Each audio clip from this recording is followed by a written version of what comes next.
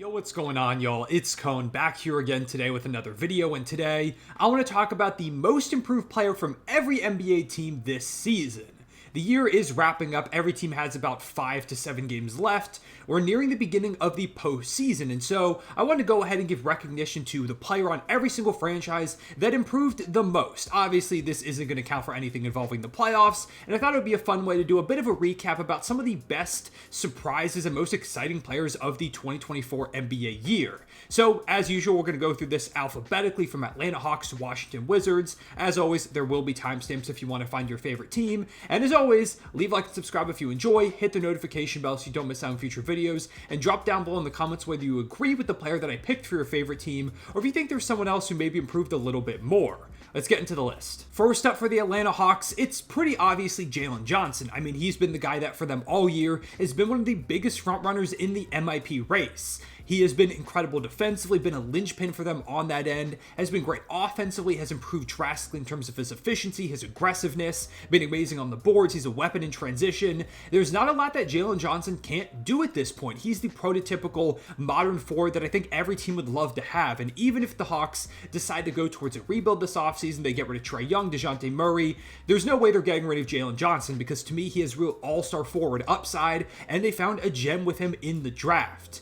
The Hawks season didn't go great. It has not been the year they envisioned, but Jalen Johnson's breakout has been easily the brightest spot in my eyes, and I think there's a chance he could have won MIP if he didn't deal with an injury that left him to only playing less than 60 games. For the Boston Celtics, I'm going to go with Peyton Pritchard. When they made all the trades in the offseason, it was pretty clear they were going to need somebody to step up off the bench, and a couple of guys have done so, but Peyton Pritchard has been one of the most pleasant surprises.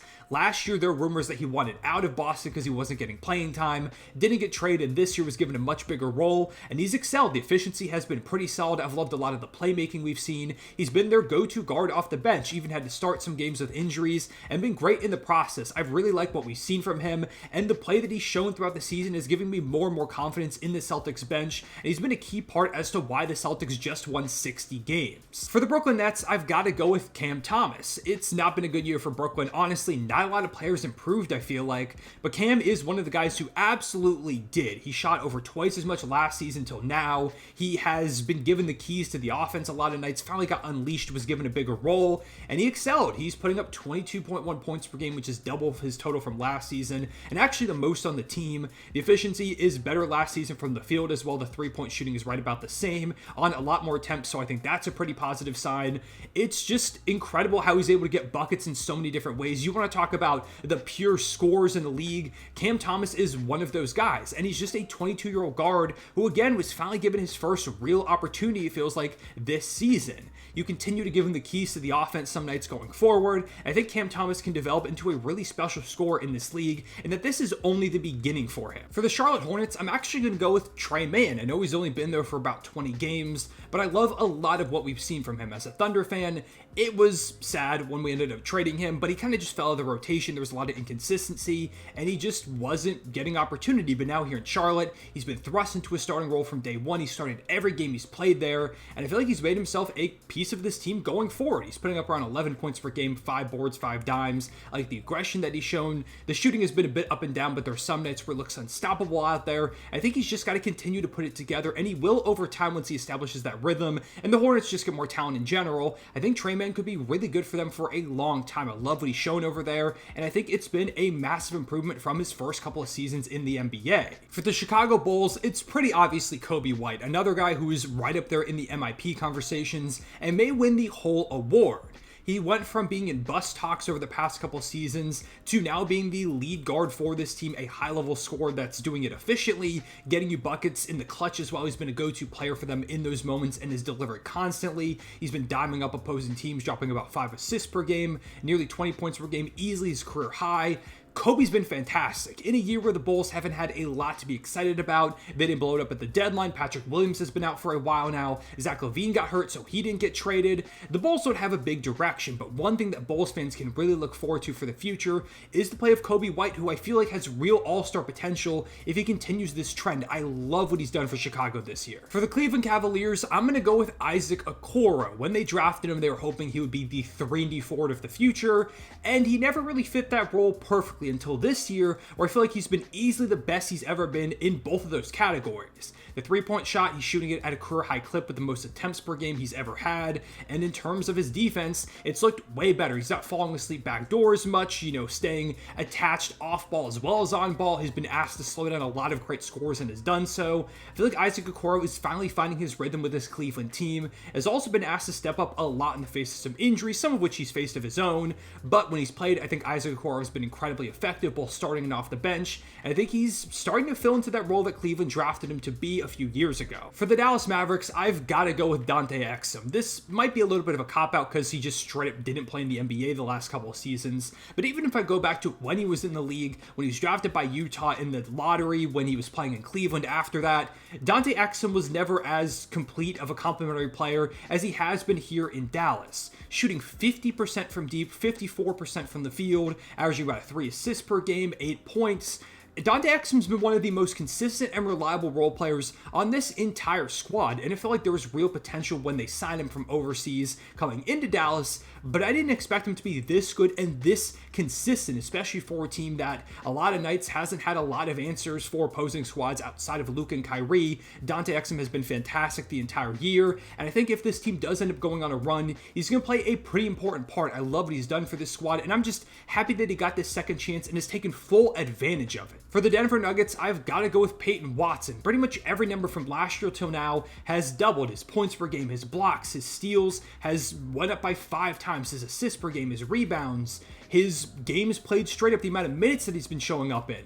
Peyton Watson has been given so much more responsibility this season compared to last year, and he's thrived in it, especially on that defensive end. He has a real case to make an all-defensive team. I don't know if he's going to because there are so many great defenders and he doesn't play that many minutes, but in the minutes that he is out there, he has all-defensive level impact. He's been asked to guard some ridiculous scores, and he's done it with ease, utilizing his length, his quickness. I think Peyton Watson's going to be an all-defensive player for a long time, and Denver hit a home run getting him in the draft a couple of years ago. He's been a great role player, and I think if they go on to win a title, Peyton Watson is going to play a big role in the repeat. For the Detroit Pistons, I'm going to go with Simone Fontecchio. He's only been here for a little while, got picked up at the deadline, but in the time that he's been here, he's been incredible. One of the Pistons' biggest problems this entire season has been the lack of spacing around Cade Cunningham. Teams are basically just loading up to stop him because nobody else can really shoot, and Simone is the definition of a sniper, 42.6% from 3, while averaging 15.4 points per game. He has been one of the most consistent players on this entire team the whole season, not even just post-deadline since they acquired him. He's been a massive bright spot. He's going into restricted free agency this offseason. I think he's earned a pretty big payday from the Pistons. Feels like an ideal role player for them going forward, and it's just been a big blossoming coming out party from Simone since he got to Detroit, because he was good in Utah, but the numbers have pretty much doubled since he got to the Motor City. For the Golden State Warriors, it couldn't be anybody but Jonathan Kuminga.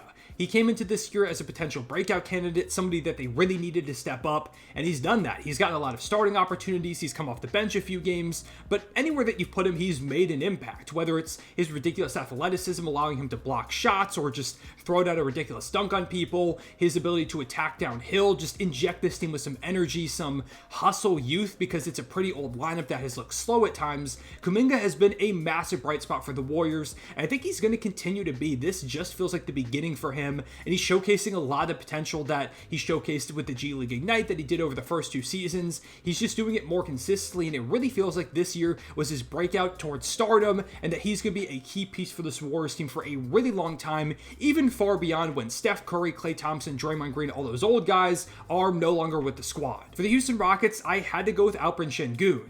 Over the course of this year, he made himself known as the best player for this team on basically any given night. He was really reliable as an offensive option, giving them 20 points per game. He was a great rebounder. He was diming up opposing teams. That offensive hub, finally getting to play that role after years of not getting the opportunity that he deserved in that regard. Şengün was fantastic. He even made himself a little bit of an all-star case towards the all-star break. Ultimately didn't get it because the Western Conference is just stacked with great talent. But I think Şengün is going to continue to play at an all-star, above all-star level level for a while and has made himself a core piece of the Rockets' future. I would assume there have been some rumors that they could potentially trade him or Jalen Green going into the season if they're after a star. I just don't see it happening because Şengün is so good. I don't think you give up that type of talent for almost anybody. So I love what he's done. I'm sure some people are expecting Jalen Green in this spot, but he's only had a bit of a shorter stretch of popping off, while Şengün did it pretty much the entire 63 games that he played this year. For the Indiana Pacers, I'm going to go with Aaron Nesmith. He was pretty good last year in his first season as a Pacer, but this year he has been exceptional. Has been a knockdown three-point shooter, 43% from deep, one of the best shooters in the league, giving him 12.2 points per game, which is a career high. And the defense has been what's been really special for him because this team doesn't have a lot of defensive stoppers. They've been kind of a sieve on that end for a majority of the year, but a guy that they've consistently thrown at the opposing team's best scorer has been Aaron Nesmith. And, you know, sometimes he's getting cooked like all great defenders do, but I love the growth that we've seen from him on the end, the ability and willingness to take on those big time challenges and often come up victorious. I love the growth that Aaron Nesmith has shown. He's gone from a lot of people saying that he was a bust in Boston to now, a couple years into his Indiana career, carving himself out a great role as this key role player on a team that I think has so much room to grow over the next couple of seasons. For the Clippers, I'm going to go with Amir Coffey. This is a team that was going to need role players to step up in a big way after kind of gutting their depth with a Harden trade, and Coffey's been one of those guys. He's been one of their most consistent shooters, which is surprising, going from 27% shooting last year to now over 40%. He's nearly 50% from the field as well, 87% from the line, just hyper efficient. He fights on defense and has been a guy that has started some games from them in tight spots where they've been dealing with injuries. He's become a really critical role player. I don't think people realize how much he does for this team on a night-to-night basis, and it's just been a big improvement from where he was last season. For the Lakers, I'm going to go with Rui Hachimura.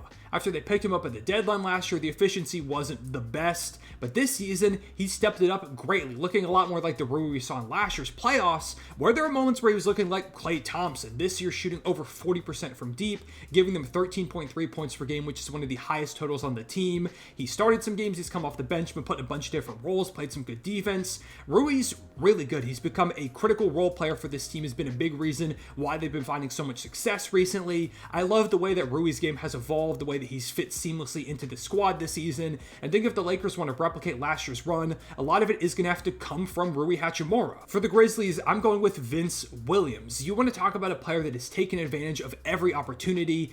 Vince is one of those guys. Last year's rookie, he hardly played. He played 15 games, averaged 7 minutes per game, averaged 2 points per game, like not much run at all. And this year, in the face of all the injuries the Grizzlies have had a historic amount, Vince has been one of the guys that has somewhat consistently stayed healthy, at least in comparison, and has been great in the moments that he's played. Has quintupled his points per game, way more rebounds, way more assists, way more minutes, shooting better. The defense has been fantastic. Vince Williams, I think, has now gone from someone who might have been an afterthought if they didn't have this brutal season to next year being a staple of this rotation. I would be shocked if he wasn't getting consistent minutes when the Grizzlies are next year again competing towards the top of the Western Conference. He's been fantastic, and despite a really brutal year for the Grizzlies, he has been one of the biggest bright spots, and I'm really happy to see him continue to thrive in the face of a lot of adversity. For the Miami Heat, I've got to go with Duncan Robinson.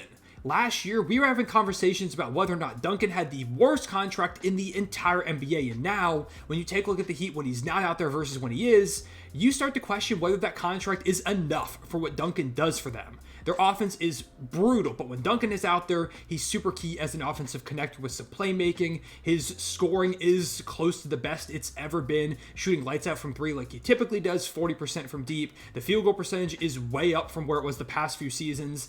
Duncan has evolved tremendously, and this is stuff that we saw flashes of in last year's playoffs when he kind of expanded his role and we're using him in a different way, handling the ball a bit more, again, as that offensive connector. And this year, he's really put it all together. He's become integral to them, and I think he's one of the most important players for this Heat team on a night-to-night basis, which a lot of people would have called you crazy for even suggesting going back to just last season. For the Milwaukee Bucks, I'm going to go with Malik Beasley. When he came into this team, he was coming off kind of an up and down season, shot just 35% from deep for the Lakers and Jazz over last year. And this season, been one of the best shooters in the entire NBA, 42% from deep, about 7 attempts per game, giving them 11.4 points. It's the highest three-point percentage mark of his entire career, and the first time he shot over 40% since 2019. He's been lights out. He did enough to earn himself a spot in the three-point contest. It's been stellar all year, just standing out there on the perimeter and knocking down wide open looks that he often gets due to the gravity of guys like Giannis as well as Dame.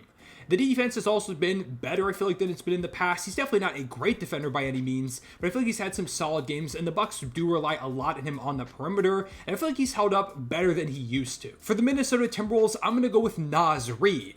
This is a team that doesn't have a lot of scoring off the bench, but one guy who's been really consistent in that regard has been Naz, giving them 13.3 points per game, which is a career high, shooting a career high 41.1% from deep as a near 7-footer. His rebounding has been better than it's ever been. The ball handling is insane for a guy his size, some of the plays that he makes. Naz Reid is so much fun to watch. He is electrifying every time he gets subbed in, and I'm watching the Wolves. I get really excited because I've got no idea what crazy stuff he's going to do. There are some games where all of a sudden he's knocking down like 4 or 5 threes and your team is just screwed. Naz is a lot of fun. I feel like he belongs in way more high-level six-man of the year conversations, and I think once they get to the playoffs, people are going to realize just how ridiculously good Naz Reid is. For the Pelicans, I'm going with Herb Jones. As always, he's been elite defensively, although this year, I think has been the best of his career. He has been arguably the best perimeter defender, best wing defender in the entire association, and he's doing it at 25 years old. He's been unbelievable in that end, locking up some of the league's best scorers, and simultaneously, he's evolved a ton as an offensive player. He's putting up the highest point per game mark of his entire career with 11.1, and the big thing has been the three-point shooting. Last year, he was shooting just 33% from deep, and this season, he's shooting 42% from the outside. That's incredibly valuable for a player that has the defensive skill set that he does. Definition of 3 and D. He's elite in those corners. He's able to create a bit more for himself off the dribble now. Herb has evolved as a player, staying at this high-level defensive level he's always been at. Herb is a special role player, and honestly, the contract that he recently got is nowhere near enough for the value he brings to the table. When he gets his next contract, it's going to be a bag. For the Knicks, I kind of struggle because there are like 4 guys I could have put in this spot, but ultimately, I did go with Dante DiVincenzo. Career high 15 points per game, shooting a career high 39.9% from deep. Basically doing all this because the Knicks have been decimated by injuries. They've needed guys to step up and score, and Dante's done that at a high level. There was one stretch where Brunson was dealing with an injury and Randall was out, where it felt like Dante was putting up 20 to 30 points pretty much every night, and the Knicks were actually getting some wins here and there, which you typically wouldn't expect. He's been phenomenal, was one of the biggest steals of the offseason with the contract they got him on. Just incredible value, been a great player, and I think he's going to continue to be a linchpin for this team as a role player for years to come. Also, quick shout out to Isaiah Hartenstein, Miles McBride, Jalen Brunson, all guys who could have been in this spot, but I had to pick one guy, so I did ultimately go with Dante. For my favorite team, the Oklahoma City Thunder, I went with Jalen Williams. He was really good last year, finished second in Rookie of the Year voting, and this season, he's become an all-star level player. I know he didn't make the all-star game, but he's playing at that level every single night for the Thunder. 19.5 points per game, that's a big improvement. Efficiency has gone from really good to unbelievable, 43% from deep. That's an 8% increase. He's been playmaking a lot better. Defensively, he's been better. One of the most efficient clutch players in the world. Jalen Williams is unbelievable. I don't think people realize just how good he is and won't until they see him dominating teams in the playoffs. He feels like a guy that's going to rise in those big moments. I think we're only a couple years away from Jalen Williams becoming an all-NBA level player, and by next year, he's going to be someone that's going to be really hard to keep off the All-Star team if he continues this trajectory. For the Magic, I'm going with Jalen Suggs. Coming into the season, there are questions about whether or not the Magic could trade him at some point during the year if he was actually a long-term fit for the squad. Now he's indispensable. He's putting up a career high in points, while shooting a career high easily 39.7% from deep. He's been a lockdown defender as well, should very well make an all-defensive team, probably even first team. Suggs has been incredible. One of the big reasons why their defense is as good as it is, and why their offense ever stays afloat. He is the heart and soul of this squad, an all-time hustle player, and someone who I think is going to be a staple of the Magic for years to come, and is going to be a big reason why this team is going to be really tough to out in any playoff series. For the Sixers, it's no question Tyrese Maxey. He's currently the favorite to win the Most Improved Player award, and I wouldn't be surprised at all if he did. He's been unbelievable. He went from a fringe all-star type of player to that bona fide all-star level guy, someone that they couldn't leave off the team, and for a lot of the year, he was making an all-NBA case, and might have actually ended up making it if the Sixers were a bit better, if Embiid didn't deal with that injury for a lot of the year, but he's also keeping them afloat over the course of that time. 26 points per game, career high 6.3 assists easily. The efficiency is still there. He's an unstoppable force when he gets downhill. Maxey is a special player. He's thrust himself into the upper echelon of guards in the Eastern Conference. I think he's only going to get better and better, especially when he gets more time playing alongside Embiid, because when they are both healthy, they're one of the most unstoppable duos in the entire association. For the Phoenix Suns, I think it's pretty obviously Grayson Allen. He's always been a pretty reliable 3-and-D player. That's kind of the role he carved out for himself in the NBA, especially with Milwaukee over the past couple of years. But this season, Grayson Allen has been otherworldly, leading the NBA in three-point percentage, shooting 47% from deep on nearly 6 attempts per game. He has been lights out. Has also played some solid defense, really benefiting off the open looks he gets coming from Devin Booker and Kevin Durant. He basically just has to stand out there and knock down open threes, and he does it better than anybody else in the league. When he came into the NBA, I wasn't sure if he was going to be someone that stuck, and now he's been indispensable for a Suns team that's trying to stay afloat and ultimately still hoping to make a playoff run. For the Blazers, I'm actually going to go with Delano Banton. He's only been here for 26 games and has really excelled in those contests. Has put up 16 points per game, shooting a career high 35% from deep with Portland, has given them some amazing performances as of late. 21, 8-8 against the Wizards in a win.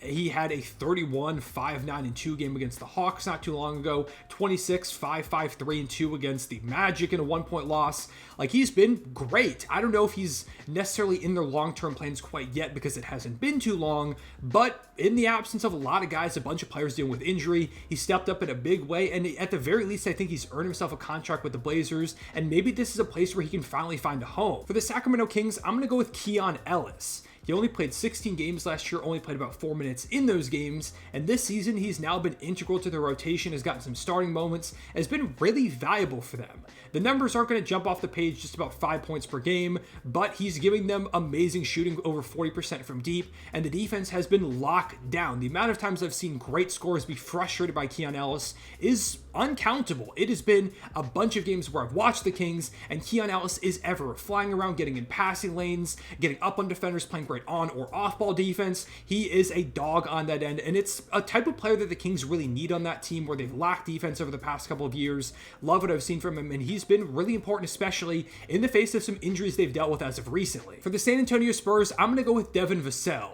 It was a career year for him. He gave them 19.5 points per game, easily a career high 47% from the field. The three-point shooting was pretty solid. I like some of the defensive flashes, the playmaking flashes. He was all around really good. Easily their second best player behind Victor Wembanyama. I think he's still got a bunch of star potential. Unfortunately, his season is over due to a foot injury, but going into next year, especially if they have more help next to him and Vic, I think Vassell has real breakout potential. For the Toronto Raptors, it's obviously Scotty Barnes. He had a bit of a sophomore slump last year, didn't have this big growth that everybody was expecting, but this season, he took the jump that people were waiting for, averaging right around 20 points per game, a career high in boards, assists, became an all-star, shot 34% from deep, which is way higher than he ever had. Scotty took some major strides, was a good defender, and he did enough to give the Raptors confidence to begin the rebuild, building around him. They traded Siakam, they traded OG Anunoby. It's now the Scotty Barnes era, and it's one that I'm really excited for in Toronto. I'm happy they moved on, and I think Scotty has a bunch more all-star appearances in his future. For the Utah Jazz, I'm going to go with Colin Sexton. Last year, his first year in Utah was one of the worst of his entire career, and this season, he was incredibly impactful. One of the biggest reasons why the Jazz won in the midseason run that they did. Right around 19 points per game on 49, 40, 86% splits. That's ridiculous efficiency. He gave them right around 5 assists per game. He started some games, came off the bench, played a bunch of different roles, was great defensively a lot of nights, giving that intensity that they need, been great for them in the clutch all year. Just amazing stuff from Colin Sexton. Basically, I feel like saved his career with Utah. Like, if he had done what he did last season, the rest of this year, he may have been traded. He may have been looked as a guy that they could move off of, but now it feels like a guy who's going to be here for the long term. He's only 25 years old. Still feels like there's a lot of potential for Colin Sexton, and it was cool to see him kind of revive his career in a way this season. And finally, for the Washington Wizards, it's been Deni Avdija. This was a season where the Wizards were going to try and figure out who was here for the long term in this rebuild, and Denny's proven that he can be one of those guys. Been a bit of a do-it-all Swiss Army knife type of forward who's averaged a career high in points, rebounds, assists, shooting his best percentage from the field, from three. Everything is up for Deni, playing better defense. He's been integral to this team. They haven't got a lot of wins, but it hasn't been because of Deni. He's been great for them, had some big scoring explosions throughout the season, like that one game against the Pelicans where he had 40-something points. Absurd performance from Deni. Hasn't been the best season for the Wizards. Again, it's the start of their rebuild, but one guy I think they know now can be here for the long haul is Deni. With all that being said, that's my pick for the most improved player on all 30 NBA teams this season.